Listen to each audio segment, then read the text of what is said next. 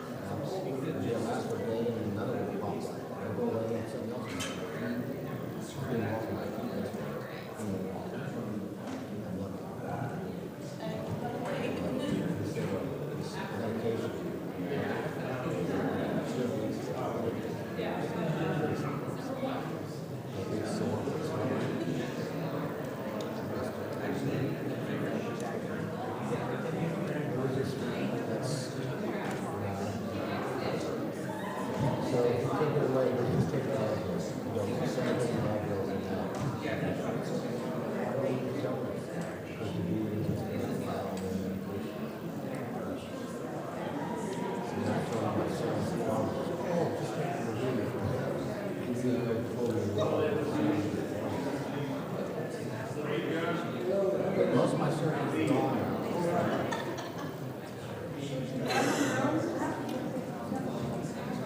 So this is the man I like. Oh, I know about that. John. This is Jeff.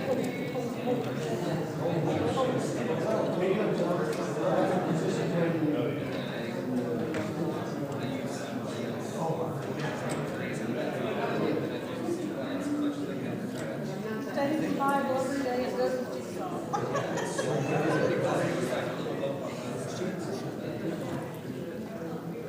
So you start the sheet and then you go over to the other.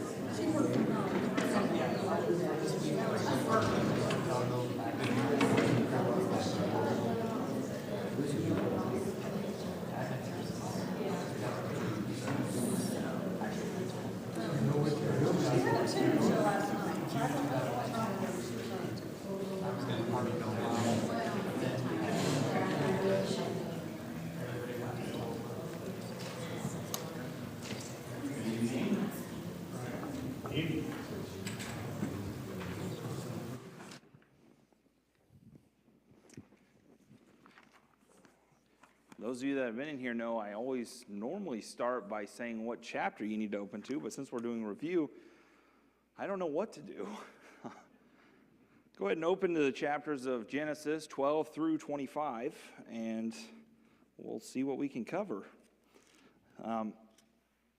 This is our last class for the quarter, and the way it's going to be working, Marilyn, I know for a fact now, where is Marilyn? She's in here. She is not in here. Oh, Marilyn, sorry. Yeah. I know for a fact now this class will be continuing on starting on Sunday, And then Dave is going to pick up on Wednesdays with the Messianic prophecies. Okay, so those are what's going to be happening in the auditorium. So Andy's going to have kind of double duty on Sundays, dealing with kind of 2 lessons at a time almost. So he'll get his kind of choice of what he wants to cover each week in that regard. But just to kind of keep a heads up, after we go here, we'll be picking up with Jacob next quarter and going to David after that. So kind of going up with Jacob up until the point of Joseph, which is, if you remember, a year or so ago when I was teaching the class in the auditorium, that's where we started, and then going to Jesus, and now we'll be going to Jacob, and then following that up with David. So all very cool stuff. I kind of wish I could have gotten to the David stuff. That's always really cool. But Genesis, we were in chapter 11 when I picked up. Jeremy took us through Acts, and we got to look at some of the following of Jesus after the events of the cross and his resurrection and ultimate ascension, and kind of looking at the beginning of the church. And now we took this huge jump all the way back to Genesis chapter 11, which was the Tower of Babel. And we mentioned all the way back there about how this was kind of another resetting of the timeline, as it were. Okay? If you think about how there was the start of time on earth here with Adam and Eve and the Garden of Eden, and then there's the sin that occurs in Genesis chapter 3, and the wickedness that takes place because sin enters the world, and how it is no longer that state in which God intended it, because sin enters and death enters through sin. And then there's ultimately this path that leads to the flood. And with the flood, there's this whole new cleansing, and everything's wiped away, all the sin, all the wickedness, all the people that had turned away from God. And does anybody remember what the terminology was? I'm kind of doing this off the cuff, but how it describes the people in Noah's time. I know I'm going to end up saying something that's described from the people of Sodom, but what is, like, they were just like nothing but sinning all the time. Jordan, save me. Yeah, so not good, right? I just kept having that exceedingly wicked, but I knew that was the Sodom and Gomorrah. But yeah, like every intention of their heart was wicked, and God comes in and he wipes out that wickedness with the flood. There's a cleansing, right, that has taken place. And now Noah picks up this new creation that occurs, right? It's a new creation once the waters recede and they descend from the ark, and it's a new world. But then we kind of go some time, and there is a building up of the population again, and they've all met here in chapter 11 at this site to build a temple, or basically a temple to themselves, a tower to the heavens, right, to reach into the heavens. And there's a new type of cleansing where God already told us he's not going to flood the earth with water again, right? He's not going to destroy the earth with water and use that symbol in the clouds to reveal that. But in a way, he causes this new cleansing by creating all these different cultures and languages by confusing the people, because they originally all spoke the same language. They all could be of one mind and one common goal in that sense, because they all knew what each person was saying. And they talked about, hey, let's make a name for ourselves. Let's plant our roots right here. Let's stay here. Let's build this tower to the heavens and make a name for ourselves and find something that's lasting. And God splits them up and separates them over the face of the earth. And now it's kind of a new start again. And that's why it's interesting we pick up with Abraham in chapter 12, or Abram. But since we've already gotten to the Abraham part, I'm just going to refer to him as Abraham at this point. I've worked too hard. We've gone through too many chapters to go back to Abram now. But it goes through this genealogy in chapter 11, right? Which seems kind of out of place. You know, it talks about the Tower of Babel, and we've heard about Noah's descendants and his children, and how Shem, Ham, and Japheth each have their own lines, and Ham was cursed because of the wickedness he displayed on his father when his father got drunk and was laying naked in the tent, and Noah curses him for that. And we saw how there was this through line through Ham of all these wicked nations that, man, it just seemed like he got all the wicked nations, right? Canaan was in there. Philistines, all these wicked nations that we see throughout the Bible are just going to become opposition to God's people, seem to come from the line of Ham. And all the people of God, who do they come descendant from?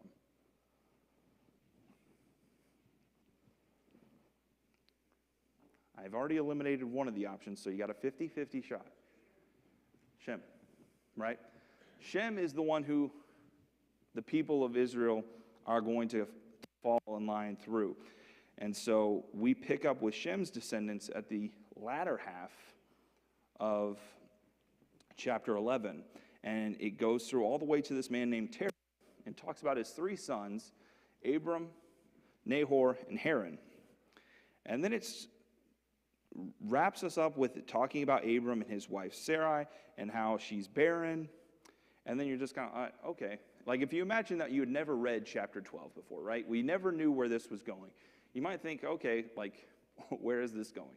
And then we pick up in chapter 12. Why does everybody know generally what chapter 12 of Genesis is about? Why is this a popular chapter?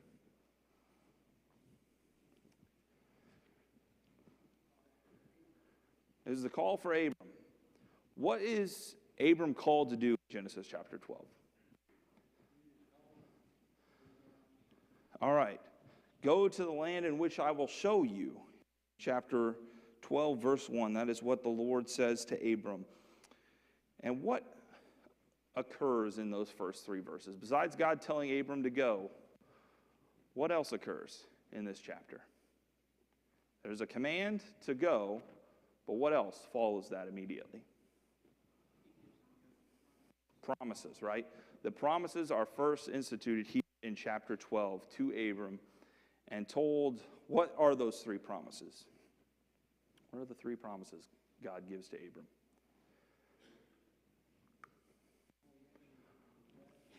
All nations will be blessed.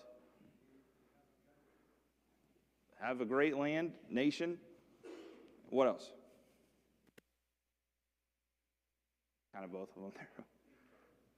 So, nation, land, and then all nations will be blessed through him. Right? So this is the first moment these are promised to him.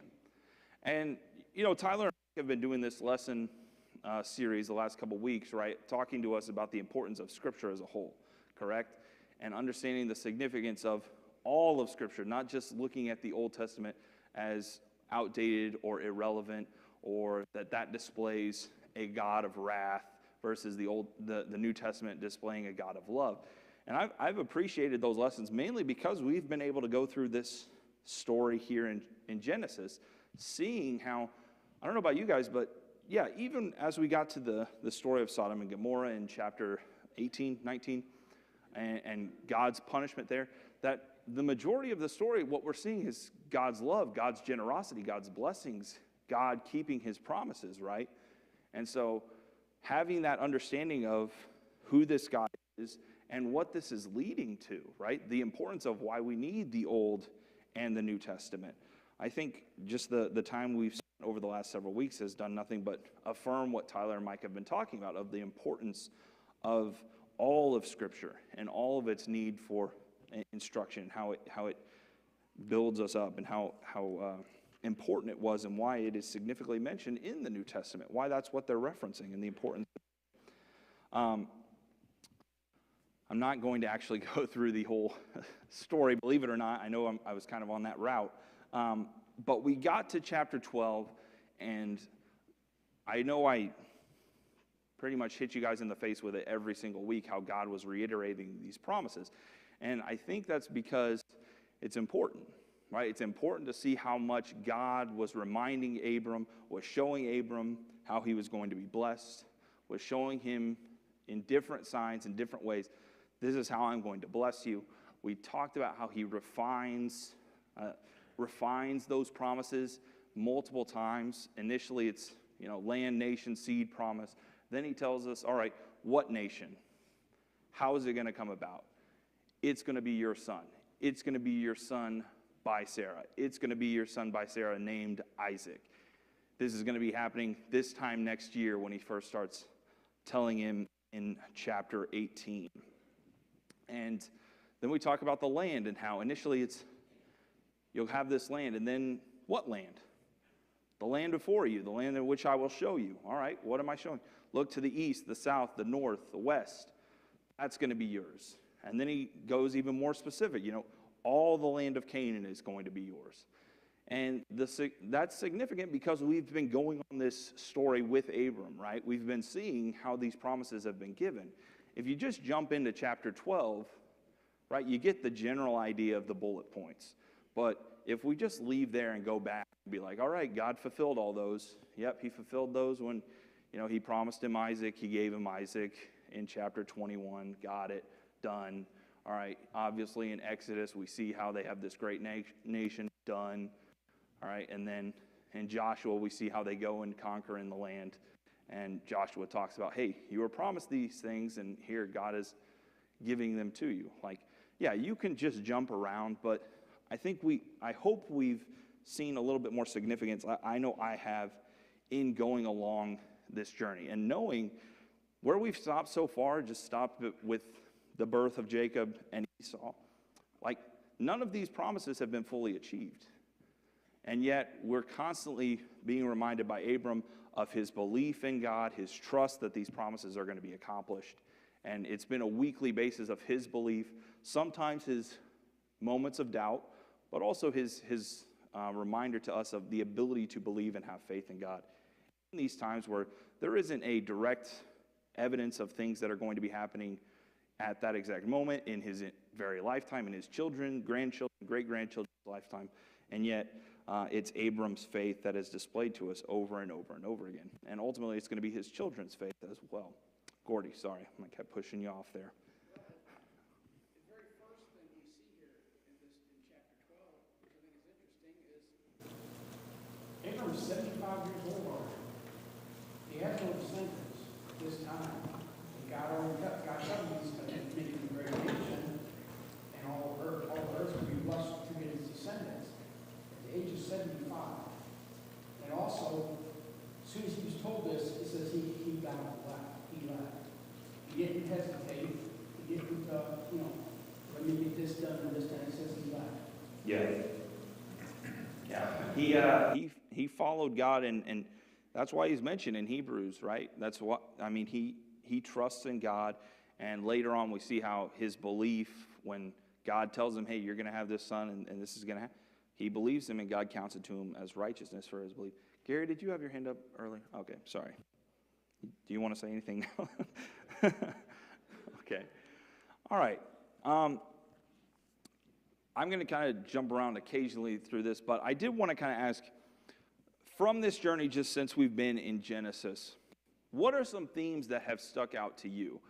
You guys have already heard me talk a lot, and there's some things I want to talk a little bit more about that maybe I didn't get to say as much the first time through. But what has stuck out to you? You feel free to jump anywhere in the passages we've gone through, chapter 11 through chapter 25, I believe.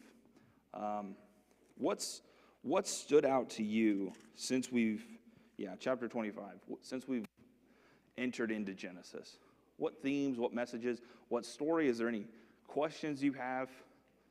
This is what's good to review about. I was thinking, as a teacher, normally like you review for, there's a quiz, there's a purpose in mind that you need to accomplish. And when you're going through chapter 11 through 25 of Genesis, there's not really a quiz that's being placed before us, but I have no doubt there's stuff on your guys' mind, so I want to hear what you're thinking. John.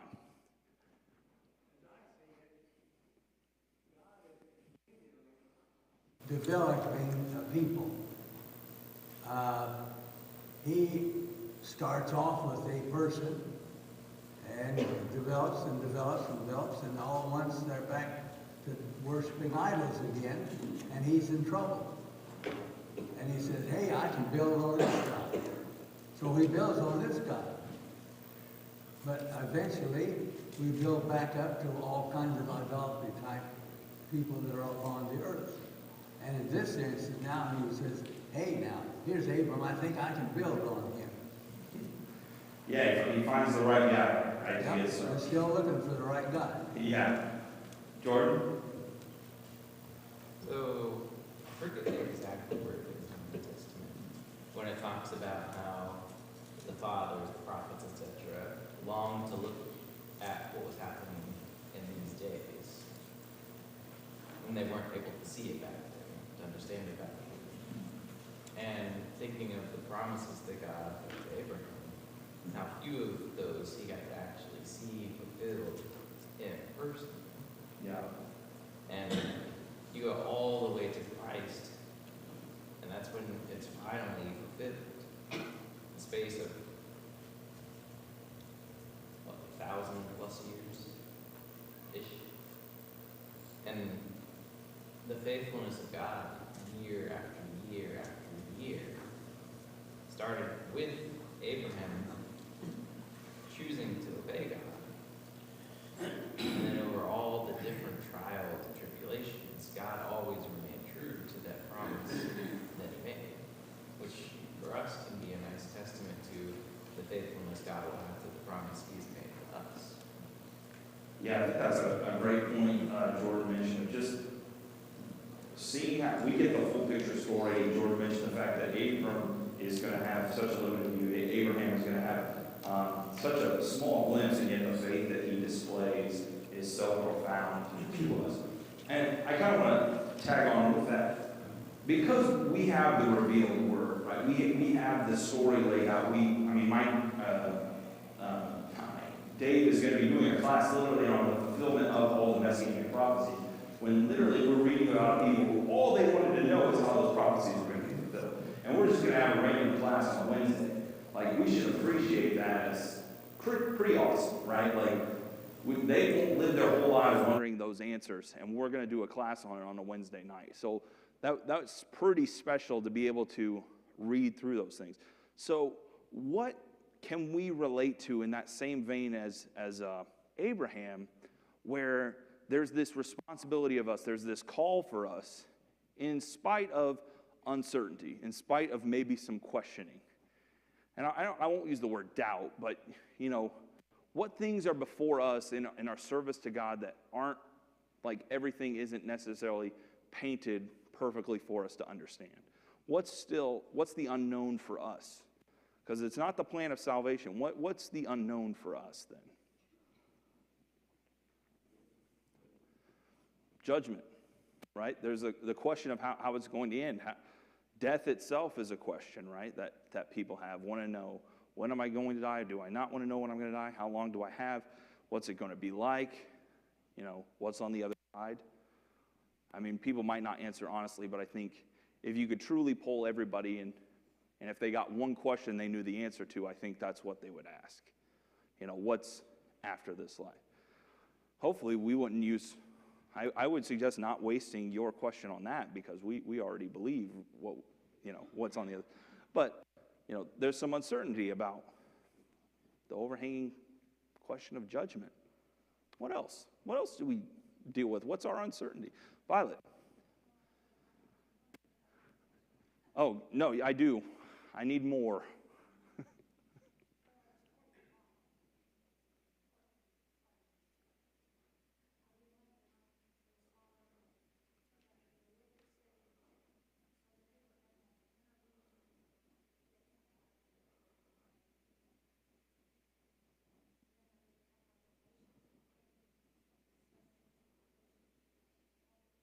Yeah. Yeah, we see a lot of origins. Not all of them good. Like, we see the origin of the people of Israel, which is good, right? We see this positive relationship God has with Abram and how he loves Abram. I'm back to Abram now. But you see that great relationship there and how he goes to these great lengths. And we mentioned how when he goes to the city of Sodom, it reminds us, why is he there? Like, yeah, it's not because God hates Lot or anything, but it talks about God was doing this for Abraham. All right, because he loved Abraham. He remembered Abraham. He's going to go and do this. That was part of the reason he was going to such great lengths to save Lot. It mentions during this process, as Lot is, let's just say, being a difficult, rescue at times. Not wanting to be rescued in this place. Mountains are awful. I'd rather be rescued in this town here. God remembers Abraham. God loves Abraham, and we see that in how he blesses Abram and Abraham through this whole journey. But Violet mentioned the fact of, at the end of that story, we see the birth of wicked nations from the wicked deeds of Lot's daughters, and how that chapter is full of, wicked people receiving the judgment from God, but then how there's wickedness that pours out afterwards. And we see, and even how we started talking about the descendants of Ham, we see how these wicked nations started because there was no foundation, there was no relationship with God. They separated, they had nothing to do with him.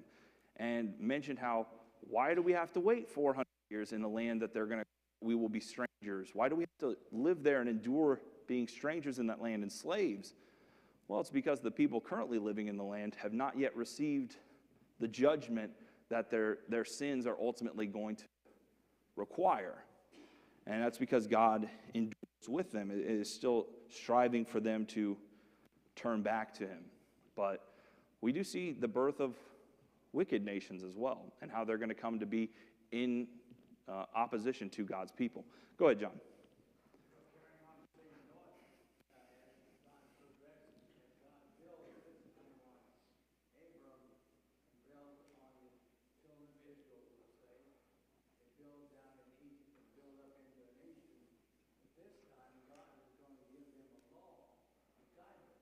Yeah.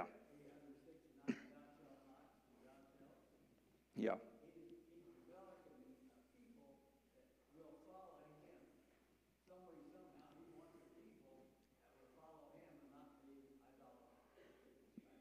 Yeah, I mean, it sounds simple when you say it that way, but it's the truth, right? He's trying to get a people that want him, right? Because he's talking to them all throughout this, like, hey, why are these people losing the land that you're going to possess? Well, this is what they do. That's what we mentioned when we read in Leviticus. Hey, why did they lose the land? This is what they did. Why does Israel end up losing the land? They do the exact same thing. All right, God's trying to find these people who, we mentioned how at the beginning he just offers these promises, and then we start saying, okay, he establishes this covenant where it seems like God's the only one, keeping up any end of the bargain, having to do anything. And then how it starts mentioning, all right, you're going to keep this covenant of circumcision. That's going to show how you set yourself apart. And then, okay, Abraham is going to be set up as this father of this nation, and how is he going to establish this foundation? Well, it's going to be based on justice and righteousness, right? Like, it starts showing, like, okay, how are these people going to be set apart? The circumcision, the covenant that's established there, the commitment to being a just and righteous people, following after God, and then, ultimately their downfall is turning after other gods, which was pretty much the downfall of most all those nations. But yeah, it's God looking for a people that want him, right? And that's still the story. God looking for people that want God to be their God. So, Heather, go ahead.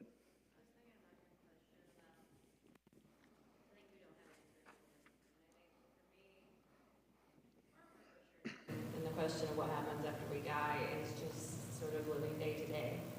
I'm not Abraham. God isn't telling me this is going to happen and I'm going to do this for you and this is my plan. I feel like I'm just winging it most days. And I can't number the number of times throughout my life that I have felt like my life is stagnated. I don't know where I'm going. I don't know what I'm doing. Why did these things happen to me or people I love? And we're just trying to find the faith to keep going. And knowing that God has a plan and being real frustrated that I don't know what it is. Yeah. It's funny because we just want, like, hey, God, can you be with me like you were with Abraham? And all Abraham's probably thinking is like, can I just see the full picture like you're going to give right? Like that's probably, if you switch positions, it'd be that exact same way. I was thinking about how just the terrifying nature of not knowing what's ahead of you. I was watching a movie with Dad last night, and we took a bathroom break, and unfortunately, we did not leave any lights on after we left the room, so when we were coming back in, it was totally dark, and being, an arrogant young man, I was like, I can find my way back to the couch without running into anything. Fortunately, when you have grandkids at your parents' house, they pull stuff out and do not return it to its original place. So when you find a 4-inch tall table that's right at shin level, or a 2-foot tall table, let's just say I ran into the train set pretty strongly. And it was about 10 milliseconds right after I thought, do you think anything's stuck out in the middle of the room? Right? I had that, but then I don't know. I couldn't see where I was going. And it was painful, and I was angry laughing. It was a strange thing. But you realize every one of us has that kid-like reaction at first when the lights go out, where it's how do I move? How do I get out of here, right?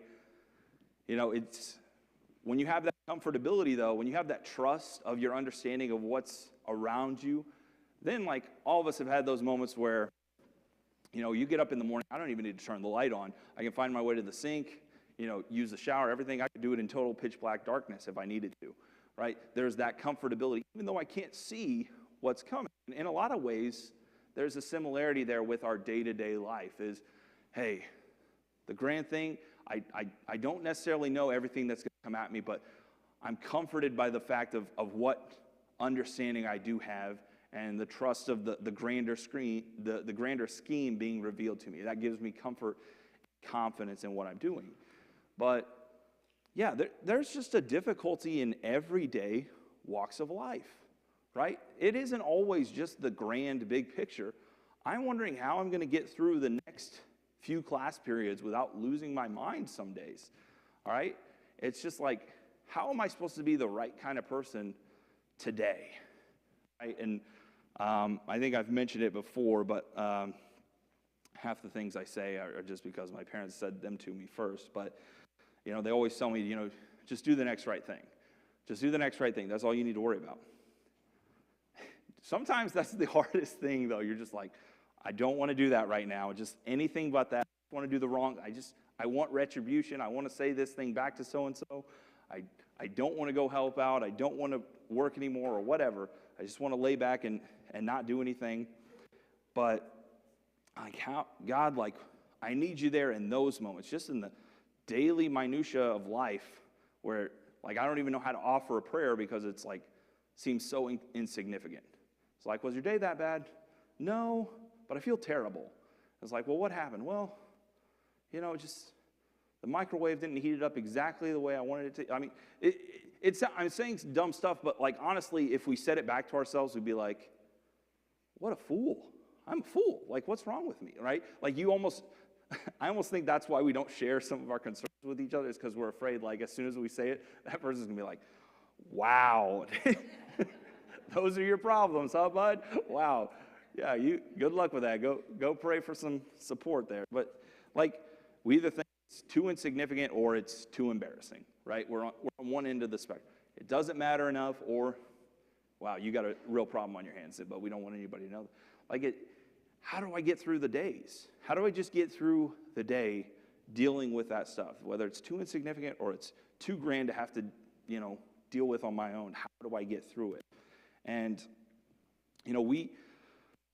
we've been given the grand plan. We've seen the promises given, kept, followed through upon. That should be a guiding light in the day-to-day. Hey, I don't know exactly how everything's going to work out. Abraham didn't know how everything was going to work out. But we got to live life confident that we know it's going to work out.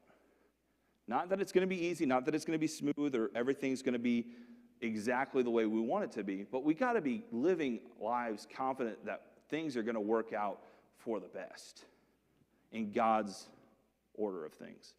Getting it to view it in God's order of things, that things are going to work out the best. How do I get myself to view life that way? That, I think, starts helping me get through the day.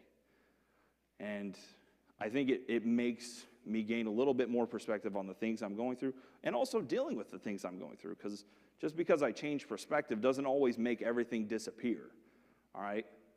Hey, I still got to deal with this coworker who doesn't seem to like me, or we've got problems, or that isn't doing their job, and I hate confronting people, or I love confronting people. It can be a big problem on either side of the border right there, right? So the perspective helps, but it doesn't necessarily fade everything away. So it's appreciating God as one who keeps his promises. And, I love the scripture, it says, God who cannot lie. Like, it just is incapable of lying, incapable of breaking his word.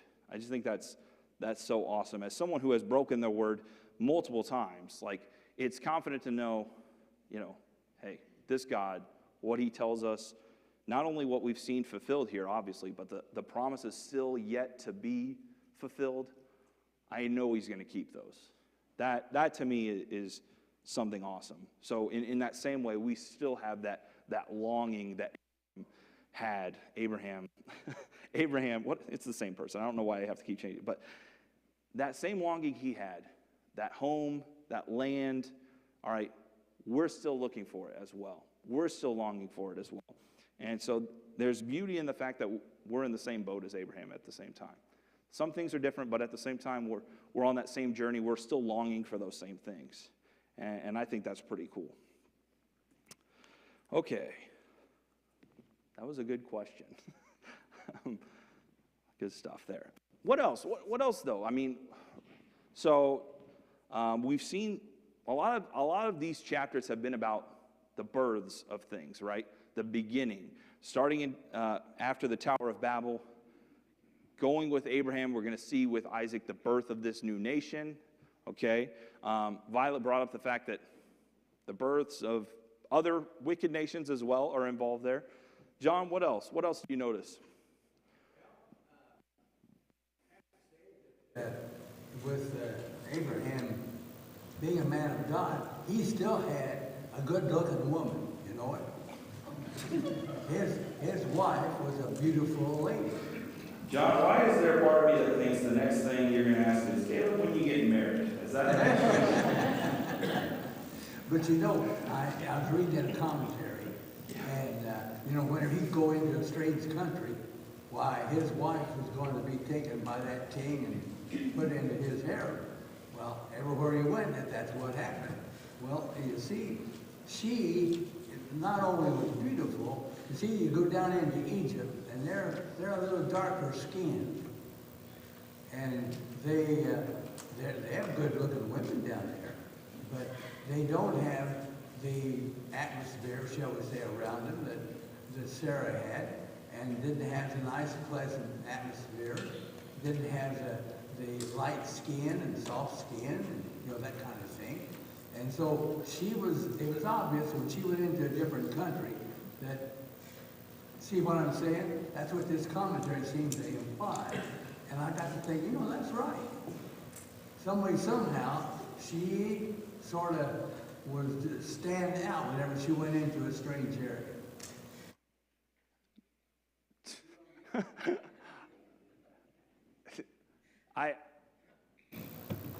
Yes, question.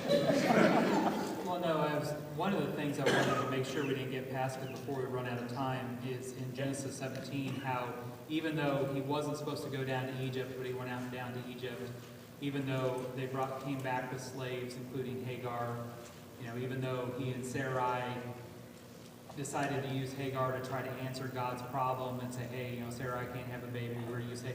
Even after all of that, where they're not trusting God fully, not yet, we don't have that, that faithful response. They keep doubting, they keep doubting, they keep doubting. Even after all of that, God in Genesis 17 says, hey, I'm still going to take care of Ishmael. I'm still going to take care of Hagar. I'm still going, so even though this wasn't my plan, I'm still going to take care of them. They're part of your family. This is something where I'm still going to love them, and I'm going to bless them, and I'm going to grow them as well. And it's always nice to see how God, even with our mistakes, even with our failures, he's still walking with us. Yeah, he didn't have to do that because, and it mentions multiple times, like, Ishmael is not going to be part of the promise in that sense, but like you mentioned, yeah, he blesses Ishmael. He tells him I'm going to bless him. He'll be the father of 12 princes, right? He's going to be blessed with, he's going to be great and multiply, and I'm going to give him these things. And, he blessed, it kind of shows the greatest extent to which he does bless Abraham, even in the mistakes that he and his wife commit, where it's like, hey, you're trying to circumvent my plan and into how you think it's going to work out. And Abram does multiple times, kind of question, like, okay, I know, like, we kind of did whatever we wanted, but Ishmael's still the guy, right? Like, but, God kind of keeps reminding him, hey, no, like, it's going to be with Sarah. His name's going to be Isaac, and, so forth. But he does bless Abram's son, Ishmael, as well, which is pretty cool. Go ahead, Jordan. An analogy related to artists. I kind of think of artists as being one of two types. The one, if they make a mistake, they shred their work and start all over again. And the other, when they make a mistake, they adjust their art to incorporate the mistake into a beautiful tapestry or whatever. And same idea with God. There are people who look at him as this judgmental, unmerciful, destroying force. That would be the artist who would destroy anything that went against his plan. But what God did instead is everything went against the plan that he had said, but he keeps working it back towards his plan. Every mistake, every evil done has led to the goodness that we have today. No amount of evil could have prevented God from creating a beautiful tapestry.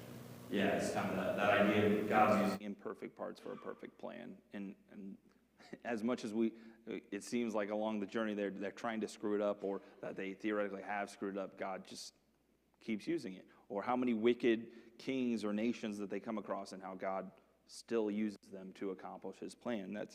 That's what God can do with any of us.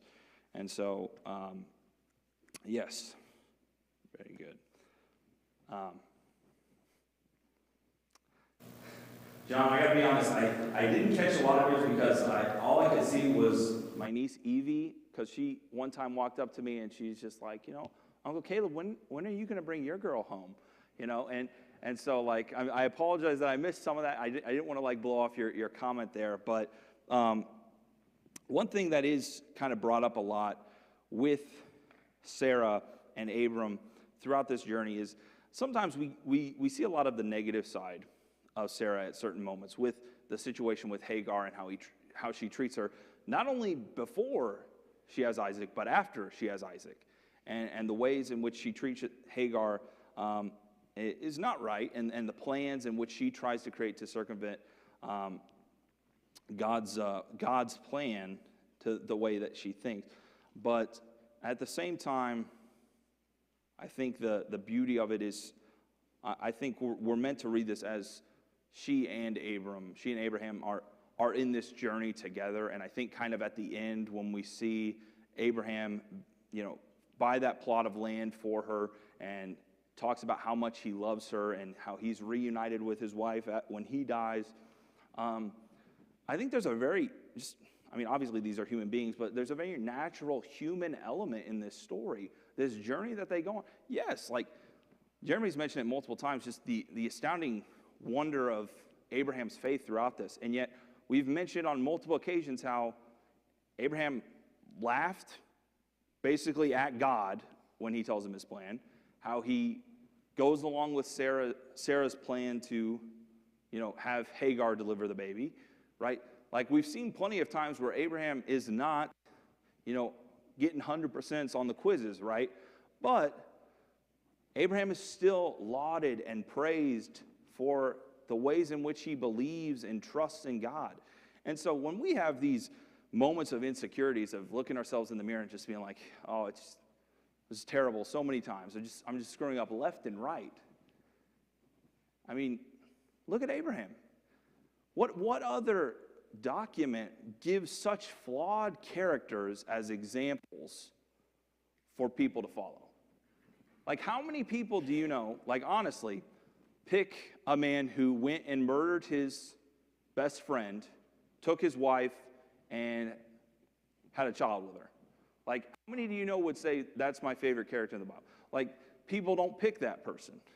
We watch on the news about how people hate those people, like how there's no forgiveness for those people, right?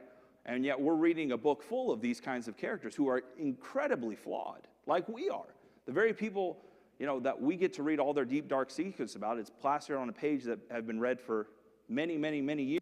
Many people, like, we're afraid to tell people of, what we did in the lunchroom, what we said behind someone's back, right? The insecurities we have about our own lives, and yet we, let's go to Bible class and read about,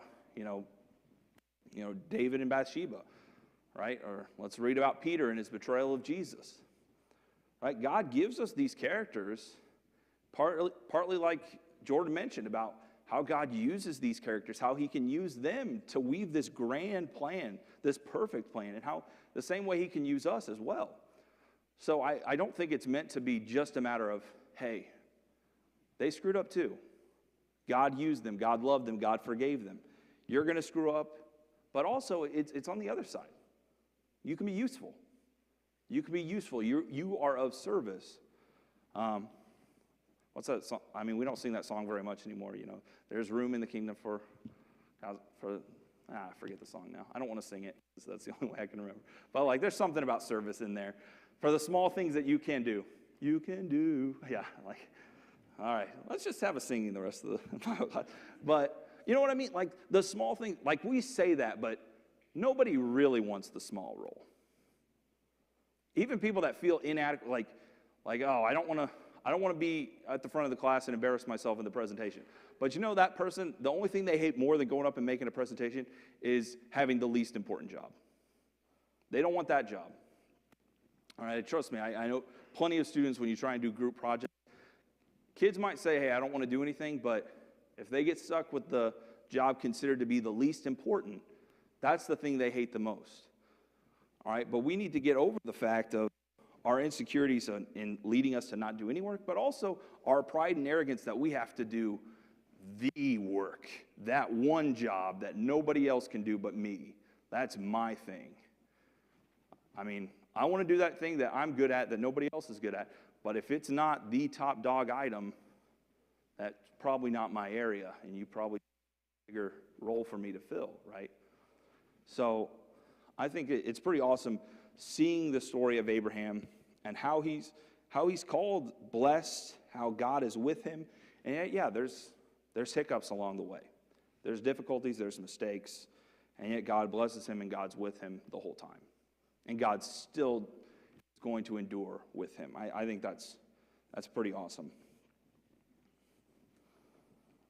What else? Yes, Jeff, go ahead. Oh, I think we're already there, Jeff, so.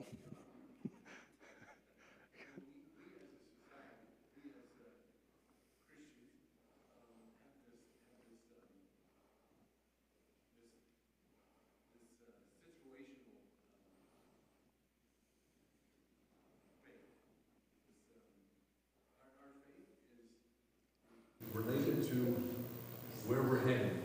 So like Abraham, we have put him on the, I guess the scriptures say he was it was almost godlike in the scriptures. He is the father of God's people. Yeah. And he was the man of faith. And if we look at it, and Abraham seemed to be very faithful to me. And so that's where I look at it. I think, how many times do we say, yeah, I have faith. If you've got, the question is, does your family member, he or she has got a really bad illness, and there's a question of whether or not he or she's got cancer. So it's prayers for no, don't let this be cancer. So do you have faith that it's not cancer? I have faith it's not going to be cancer. And so that opens up all these questions. If he or she does end up having cancer, then living on this other person that we didn't have faith. He didn't have faith. Or then in my mind, and this is where I struggle the most, is my faith is not in that situation, or maybe it is situational faith, is that should it be my faith is or should it be that God will have it as it will be God's will?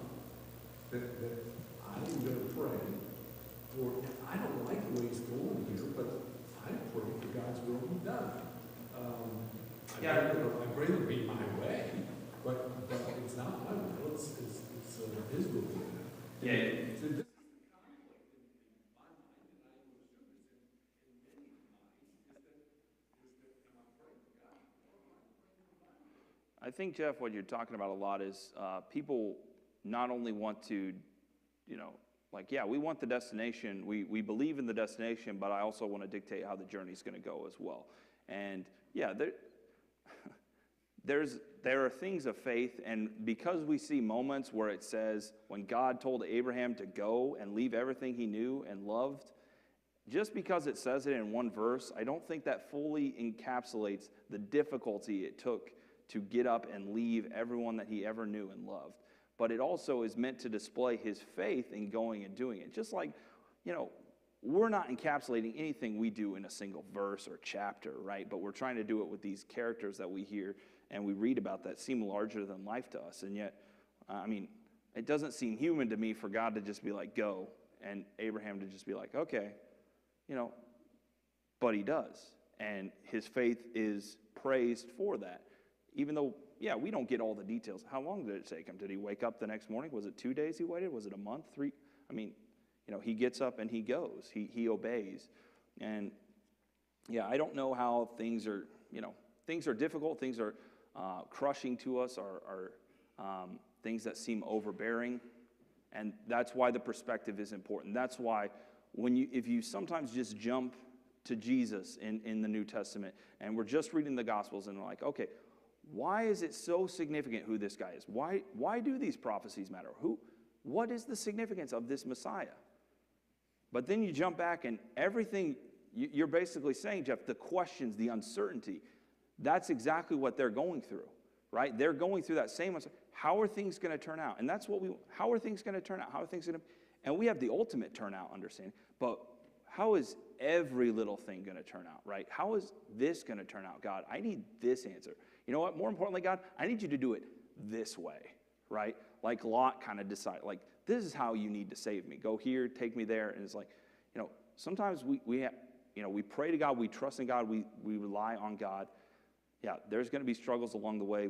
We only can get through that because we have faith in the destination. We have trust in God to keep the ultimate promises, that things will ultimately work out. Not always the easiest way or the way we want them to be, but they will work out. And so, yeah, and I've had plenty of unanswered prayers, and the fact that I can still say that is only a credit to the Scripture, revealing to me that when things go bad and you have awful moments and you're breaking down in tears and your life is miserable because you feel like you've lost everything that matters to you, this is what brings you back, okay? Because if you put your hope in anything else, if that fails, then what are you going to do, right? Because I can't trust that the promises that anybody else is making on the news or in the Oval Office is going to mean anything or it's going to be followed through on. This is the only place I have evidence of follow-through. This is the only place I have evidence of established trust. So, Gordy, do you want to say one last thing? Yeah, one thing that pointed out. All right, Gordy said his thing. All right. What jumped out at me in chapter 15. Yeah, chapter 15. Where it talks about where Abraham asked God, how do I know this, you're saying this, how do I know this is going to happen? And God actually does a covenant thing with cutting the animals in half and having food and stuff. Yeah. And that's the only time you see that God actually does it. And he's taking he's kind of taking the promise on his own there, right? Saying that that's what I promised you. Yeah, pretty cool stuff. And just think, guys, I can get into them because we could have spent a lot more time. I guess give me a couple of years when we get back to this next go around. Thanks everybody for your comments. I think the next lesson is on the back there that Andy's going to be picking up with, so 132, I believe. Isaac and Abimelech.